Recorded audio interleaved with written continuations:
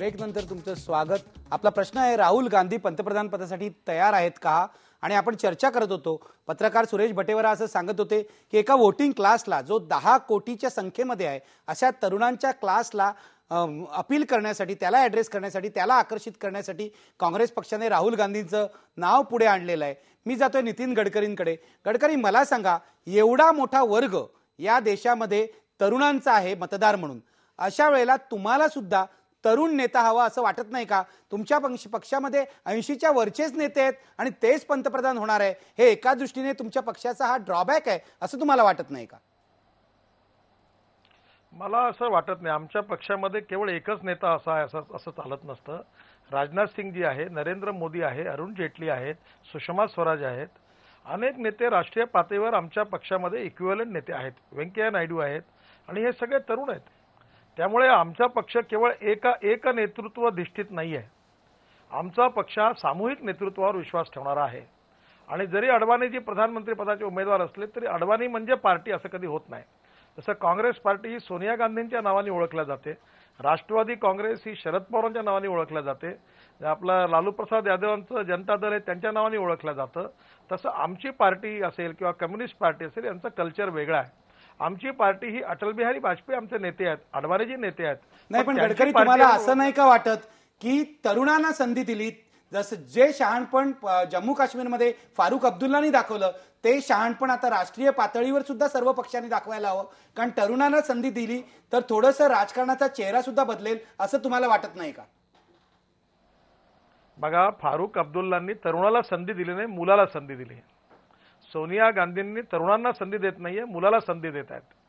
मला एक सांगा, मग या राहुल गांधींपेक्षा किंवा फारुख अमर अब्दुल्लापेक्षा काही कर्तृत्ववान तरुण नाही आहेत का?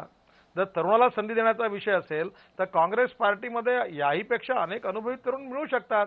मग त्यांना मिळणार आहे का संधी? ज्योतिराजे शिंदे आहेत, पायलट आहेत, मग त्यांना संधी मंत्रिपदाची पण मिळाली नाही, राज्यमंत्र्याची पण मिळाली नाही।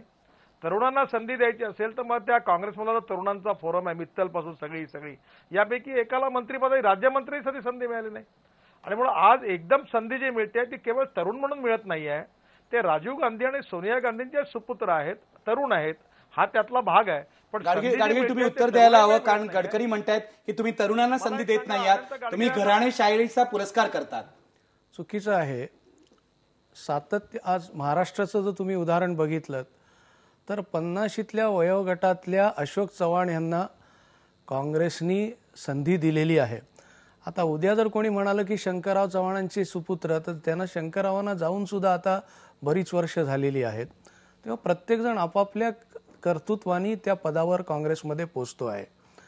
दुसरं जे तरुणांचा जो विषय निघालाय, मी जागतिक स्तरावरील 2 उदाहरणं देऊ इच्छितो।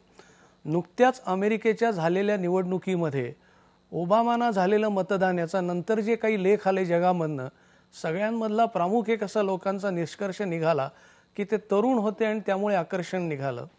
दुसरं उदाहरण मी देऊ शकतो की इंग्लंडचे पूर्वीचे पंतप्रधान टोनी ब्लेअर, की ज्यांनी वयाच्या 40-42व्या वर्षी मेहनत घेऊन वेगळे संबंध रिफॉर्म्स त्यांच्या पक्षामध्ये करून 16 वर्ष सत्तेवर नसलेला पक्ष हा सत्तेमध्ये आणला आणि त्यांचं वय, त्यांचं तरुणपण हे त्यावेळेला एक इंग्लंडमध्ये आकर्षण ठरलेलं होतं।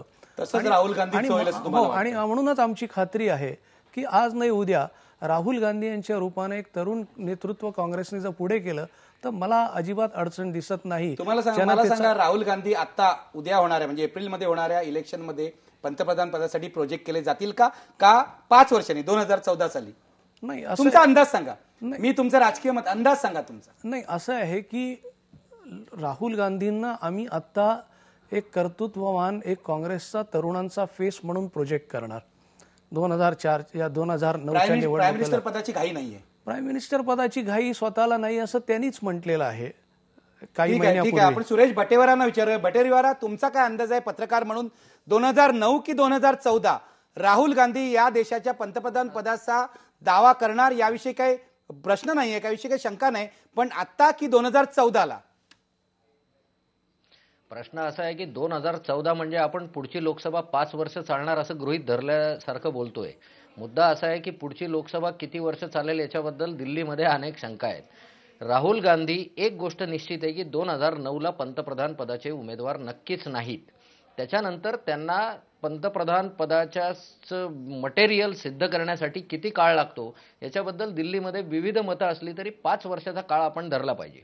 आणि दिल्लीत एकूण राजीव गांधी जेव्हा राजकारणात आले आणि पंतप्रधान झाले, किंवा इंदिरा गांधी राजकारणात आल्या आणि पंतप्रधान झाल्या, सोनिया गांधी राजकारणात आल्या आणि पंतप्रधान पदाच्या दावेदार होऊन सर्व पक्षांनी त्यांची निवड केली आणि त्यांनी नाकारलं, आणि आता राहुल गांधी राजकारणात आले, तर ही जी एकूण गांधी घराण्यातून आलेल्या पंतप्रधान पदांच्या दावेदारांची जर परंपरेचं ॲनालिसिस आपण करायला गेलो तर माझ्या माहितीप्रमाणे अजून 5 वर्षाचा काळ मिनिमम राहुल गांधींना लागणार आहे. आणि गडकरी म्हणतात त्याप्रमाणे त्यांना आधी सिद्ध करावं लागेल. जसं विरोधी पक्षनेत्या म्हणून सोनिया गांधींनी 5 वर्षात एनडीएच्या काळात आपलं बरं वाईट जे काही मेरिट सिद्ध केलं त्याच्यानंतरच त्या पंतप्रधान पदाच्या दावेदार होऊ सुरेश शकल्या. बटेवरा, तुमचा मुद्दा पोचलेला आहे आणि माझा वेळही संपलेला आहे.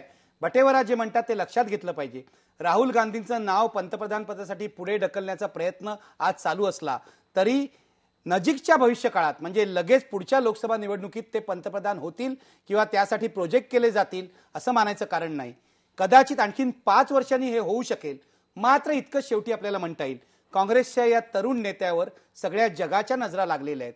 ज्या पद्धतीने या तरुण नेत्याचा प्रवास चालू आहे त्याच्यामध्ये काहीतरी आश्वासकपणा आहे आणि उद्या कदाचित ते अपयशी होतील किंवा यशस्वीही होतील, परंतु त्यांची वाटचाल तिच्याकडे दुर्लक्ष अजिबात करता येणार नाही हे मात्र आज निर्विवादपणे म्हणता येईल. आणि जसं राजीव गांधी एके दिवशी राजकारणात आले, तशा सोनिया गांधी आल्या आणि स्थिरावल्या, तसे राहुल गांधी सुद्धा निश्चितपणे पुढच्या 5 वर्षामध्ये राजकारणात स्थिरावतील आणि आगेकूच करतील, याविषयी शंका घ्यायला जागा नाही. शेवटी पुन्हा एकदा आपला प्रश्न बघूया.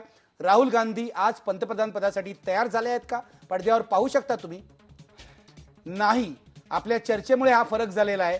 59% लोक आता म्हणतायत की नाही, कदाचित 5 वर्षांनी पुढच्या लोकसभा निवडणुकीला 2014 साली हे प्रमाण आणि ही मतं लोकांची बदललेली असू शकतात. धन्यवाद. पहा फक्त IBN लोकमत.